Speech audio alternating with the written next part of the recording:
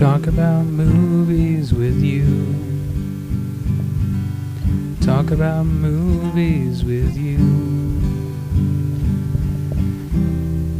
We'll learn about behind the scenes and deeper meanings, 'cause this is just a film review. Hi, and welcome to another episode of Film Recommendations. Today's episode is dealing with a couple of older movies and older style movies. And let's just jump right in. So the first movie DVD that I'm recommending is the 2-disc special edition of Humphrey Bogart, Ingrid Bergman in Casablanca. Now, I've already recommended this movie in a previous episode, back when I wasn't really able to go into everything that I liked about it. And I saw a copy for not very much, the 2-disc special edition. It was available actually for $4, which is kind of mind-blowing. That, less than the cost of a movie ticket. And Casablanca is one of those films that you can watch over and over, but do not let the cover or the menu that they have for it lead you into believing that this is a romance. There is a love story involved in the film. There's also a spy plot involved that involves a good deal of action and suspense. There's there are several different stories going on in this, and that's one of the reasons why it's lasted. When I sat down to watch it the first time, I thought, oh well, this is going to be a romance. But from the first few scenes, it's more like watching a play, a really well-written play, or like watching more of a drama. And yet there's comedy elements to the story at several points, little jokes and bits that they put in. So, that being said, what exactly does this film fall under? And that's just it. It doesn't really fall under any one category. And they try and lump it under romance because Humphrey Bogart's character is involved in the love story. But there are so many other little stories and overarching stories surrounding it. I mean, you could just as easily say that it's a bromance, kind of like the King's Speech was, because Humphrey Bogart's character of Rick and Claude Rains' character kind of develop into a much closer friendship from where they were, from just knowing one another to starting what Bogart calls a beautiful friendship. Or I think it's a beautiful friendship. It might be a beautiful relationship, but I think it's a beautiful friendship. Uh, yeah, I'm pretty sure it's that. Anyway, point being that, you know, uh, Claude Rains' character has to choose between the position that he's earned over years, with that has brought him a life of comfort and ease, respect, authority, power. Uh, Something that a lot of people strive for. Uh, on the other hand, he's had to compromise his morals in order to get that, especially with and not so much until uh, the institution of Vichy France and the and having to butter up to the Nazis so much.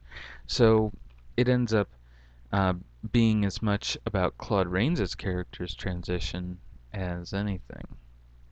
Um, this particular edition comes with a great number of features. There are actually two different commentary tracks, one by film historian Rudy Belmer and one by Roger Ebert, of course, back before he lost his voice due to, I believe it was cancer. Uh, so uh, you get to watch that, and then there is an introduction by Lauren Bacall, who was Bogart's wife a number of years before his death. Uh, Pretty much since the 1950s, I want to say, they were married. Um, so they had a very long-standing relationship, and of course she was very young when they married, so it was not surprising. And of course now she does voices for Fancy Feast cat food and such. So unfortunately, they just don't. They would rather give her the revered status and not give her uh, really awesome parts that she could play. But then again, she's from the golden age of cinema, which I'm like, why do we have to break it up into golden age or silver age or um, modern age? Sure, some of the stories uh, that you tell have to be more gritty and realistic, but a lot of the stuff that's being pumped out now is still the same old schlock, you know? We're still producing love stories, we're still producing westerns as a society.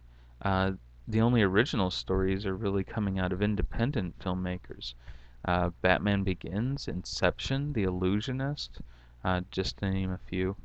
Um, and then made for television movies are still uh, cheesy uh, horror movies uh, with unbelievable premises like Sharktopus and so forth.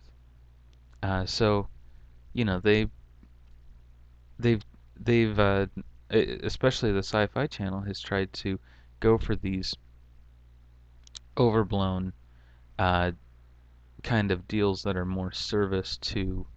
uh, more service to the people who are going to watch them than anything. Instead of trying to come up with original movies that they think people will like, they go with kind of internet memes that they know people will want to watch and that they'll get a lot of ratings for. Um, which I think is disappointing because they were producing some very good quality shows there for a long time, like Eureka. I thought was actually an excellent show that was just coming into its own.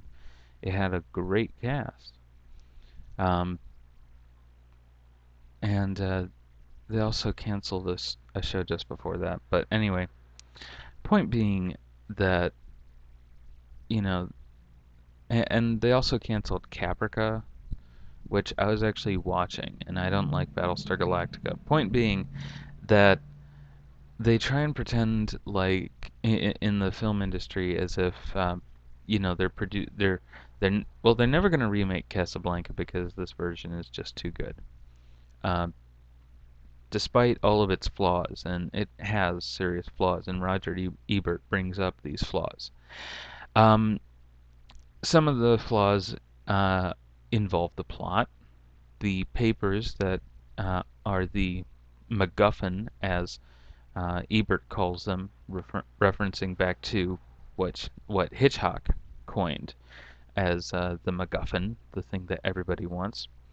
Um, the papers signed by Charles de Gaulle wouldn't be worth anything to anyone because um, first, you could just as easily still stop somebody from boarding a plane and leaving Casablanca, uh, regardless of what papers they were carrying. And more importantly, it would those papers wouldn't be any good anyway because they were signed by uh, the former leader of France, who at that point was in exile in London. So it makes no sense to say, oh well, These were signed by Charles de Gaulle, so they are very rare and will be recognized because they wouldn't. They just wouldn't. Uh, Vichy France wouldn't recognize them. Uh, no country would recognize them because, except for the Free French uh, people, they'd make a wonderful little keepsake, but that would be about it. Um, the special effects aren't terribly good. You have scenes such as when they're doing a montage of uh, living in Paris together, uh, where it's clearly rear screen projected. Uh, Similarly, you have scenes where a plane is landing and it looks very fake. The plane is landing at a very awkward speed for a plane. It's landing at a very awkward angle. So it's really not this excellently made piece of film in terms of special effects, but you're not watching it for special effects. The special effects serve the purpose of moving the story along, um, which is something George Lucas used to believe in. Um, there are additional scenes and outtakes, but they don't have audio. They scrapped the audio, I guess, or recorded over it. Um, there are two documentaries, Bacall on Bogart, and You Must Remember This, a tribute to Casablanca. Uh, and I actually watched the documentary Bacall on Bogart, which is broken into several parts and is quite good actually, talking all about just the life and biography of Humphrey Bogart. So it's really cool. Um, and then A Tribute to Casablanca is also good. Um, the featurette As Time Goes By, The Children Remember, with Pia Lindstrom, who was Ingrid Bergman's daughter, and Stephen Bogart, who is, of course, Humphrey Bogart's son, and looks a little bit like him. Um, they both take a look back at everything, and and kind of speak on their parents' behalves uh, to talk about the films and offer some really wonderful insights into um, how they felt about it, where they went. Uh, Bergman actually felt that um, it was not her greatest film, which is rather amusing that that is the film that people remember her for. What's also amusing about it is that Humphrey Bogart was actually a few inches shorter than Ingrid Bergman, but they kept playing it as if she was in fact much shorter than him. So they had scenes where they carefully constructed it where um, if it started out with her standing and him sitting or something along those lines, which they did a lot, um, they would then have her sit so that she looked shorter than him. She was apparently about 5'9", and in one scene he's sitting on pillows and uh, she's rather reclined uh, so that she's much lower than him on camera. Um, Another thing that that they did was they shot Bergman from some very different lighting, apparently because she was not super skinny, but she wasn't fat.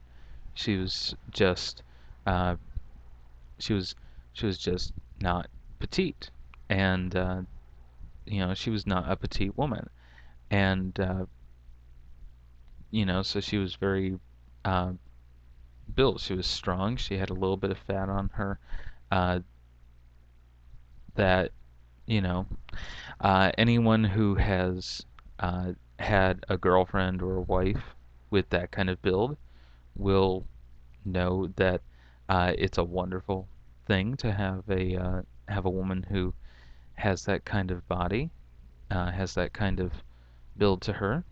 Uh, that there's nothing at all wrong with a woman like that.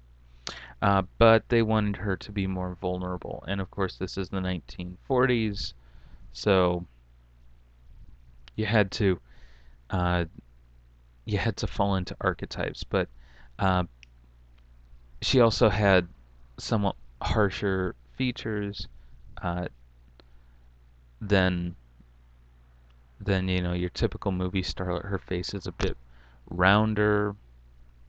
Her cheekbones are very prominent. Um, she has a very strong jaw, uh, but at the same time, she has very full lips. She has uh, very gentle eyes that are very large and take in and study. And that was one of the things that Ebert points out she does is she studies the face of her leading man. And it's so funny because they often try and say, oh, well, there's this conflict built around uh, built around the two, built around the love triangle rather, where uh, she's married and and her husband is the leader of this resistance movement. And I have to say that there really is not that much romance between them, and there's not very much passion from uh, Laszlo for his wife, Ilsa. So, you have to wonder, you know, she went, she might have gone looking for him. Well, okay. Basically, the story is this, and it's told non sequitur. You don't find out what happens until a little ways after the beginning. Um, Rick and Ilsa met in Paris uh, just before it was invaded by the Nazis. Uh, Rick was going to get Ilsa and his piano player Sam out of there. Sam is Rick's best friend and has been for years. So what happens is uh, the Nazis invade, and Rick is going to get them all out of there and take them to Casablanca or America, wherever. Uh, and basically, what happens is uh, he's standing at the train station, and uh, he gets a letter saying, uh, I can't go with you. I'm so sorry. I can't tell you why. And it's in the middle of the rain, so you get the effect of the rain making the ink run as if she's crying on it or he's crying on it. I always got it as he's crying on it and the tears are being lost in the rain. But Ebert says that it's her crying on it, Ilsa. And I'm like, no, Ilsa is not there. It's it's Rick crying. Uh, it is the weather crying for him. And at the same time, the rain is uh, can also represent the tears of the refugees having to leave Paris. So, anyway,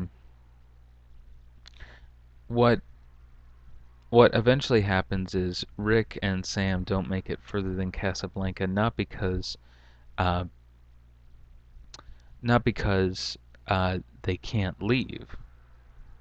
Rick, for some reason, can't go back to America. They never specify why, uh, but which seems a bit contrived.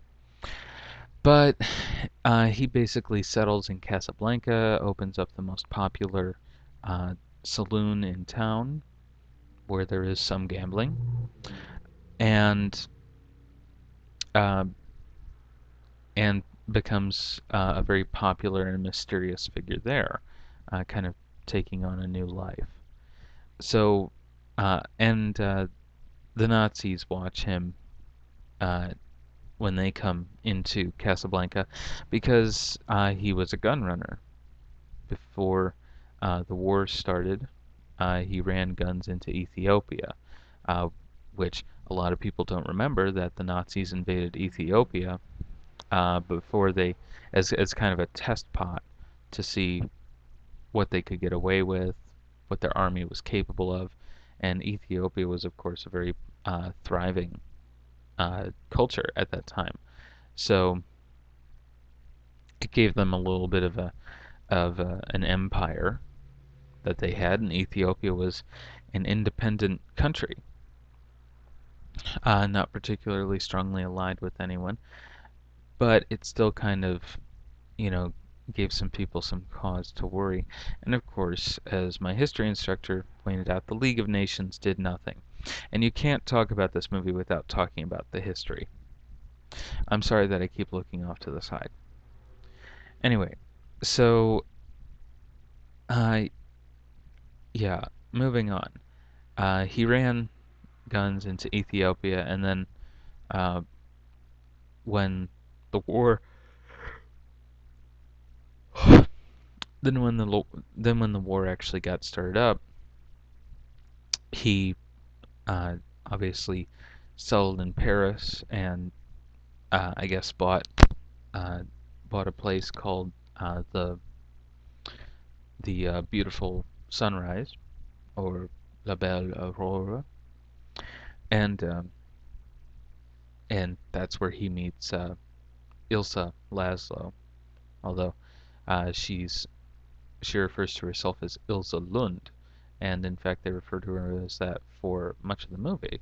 They don't refer to her as Ilsa Laszlo, so it's as much her fault for not taking her married name as anyone. Um, but obviously she didn't want to say, "Oh well, my husband's dead," you know. But yeah, so they have a love affair, and she's very young, and I think what happens um, is that Ilsa Lund is basically young when she gets married to Victor Laszlo. They have um, they have a brief love affair and perhaps a pregnancy scare, and uh, decide to get married. Uh, and it's just a loveless marriage by the time it gets to Casablanca, and they're just together because they both want to survive. He needs somebody who can who he can take care of, uh, and he accepts the responsibility uh, that he is the one who married her and everything, and she accepts that because she left Rick, she has nobody now other than Laszlo. And that is why when the plane is taking off at the very end, there are themes that run through that kind of skip around. That's why at the very end, when Rick is telling her, "Get on the plane," he he needs you more than I do because he's leading the resistance.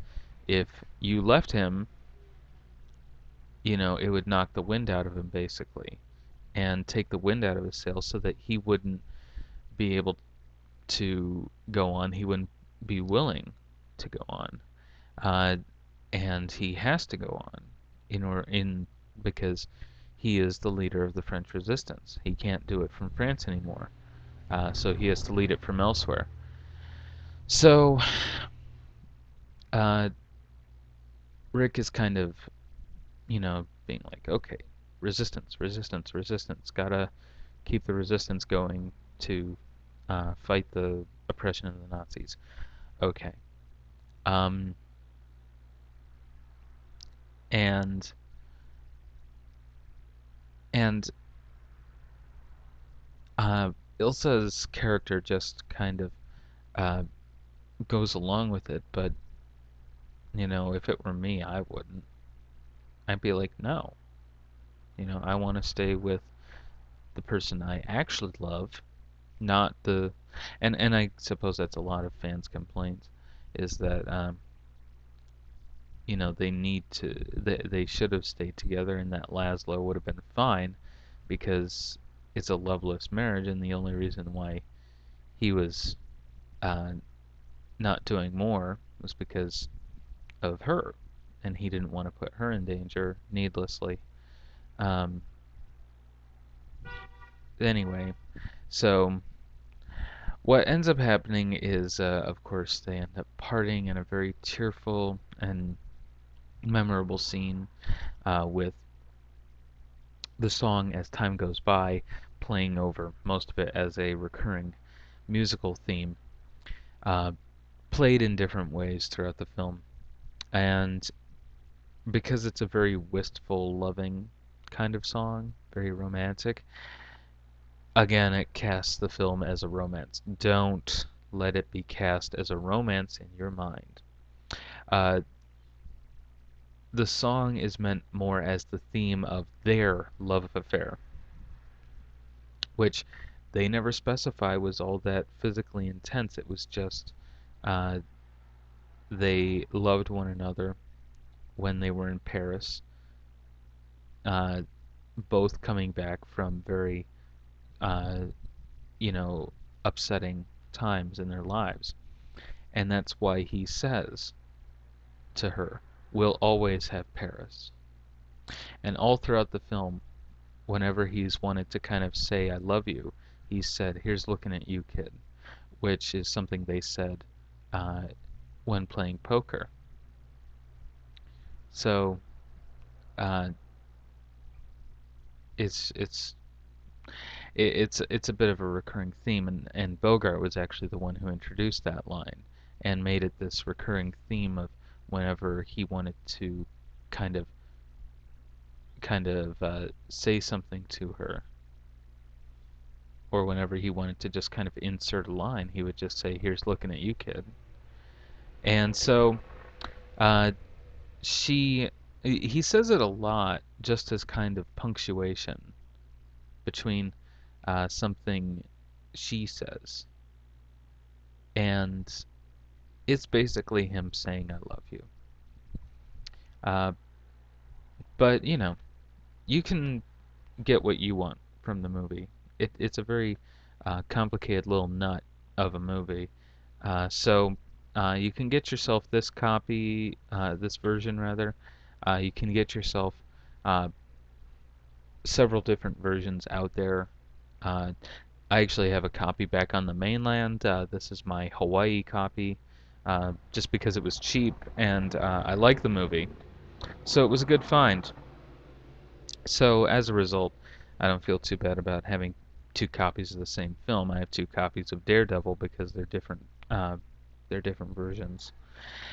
Next, I'm gonna actually not recommend uh, the bootleg version of The Illusionist. I don't really recommend bootleg versions of films in general. This was released by DVD 9 with a digital transfer sound recording, um, rather than THX sound recording or whatever. Um, yeah, I picked up a bootleg from the Salvation Army of all places. They just take in whatever is donated and if it's usable, resell it. Um, and I happen to like The Illusionist and deal with that, but there are extra features on here, uh, including an interview with Jessica Biel, so you get less of a DVD, even though it was less money. If you just want to watch the movie, that's fine, um, but I, for one, particularly enjoyed the interviews and the documentaries that they had on the on the on the full disc. Um, like I said, it, it it's not a great version, but it's still an excellent movie. Um, so and another problem is that these are coded so that they don't always play correctly. Um, I had a few problems playing this particular one on my computer. Uh, but it is at least the correct region, as far as I can tell. It seems to be region 1. It has a little region 1. So by contrast, it's nice if you instead just, I don't know, read a book. Anyway, so yeah, more on that in the next episode of Book Recommendations. So that's it for this episode of Film Recommendations. Bye bye.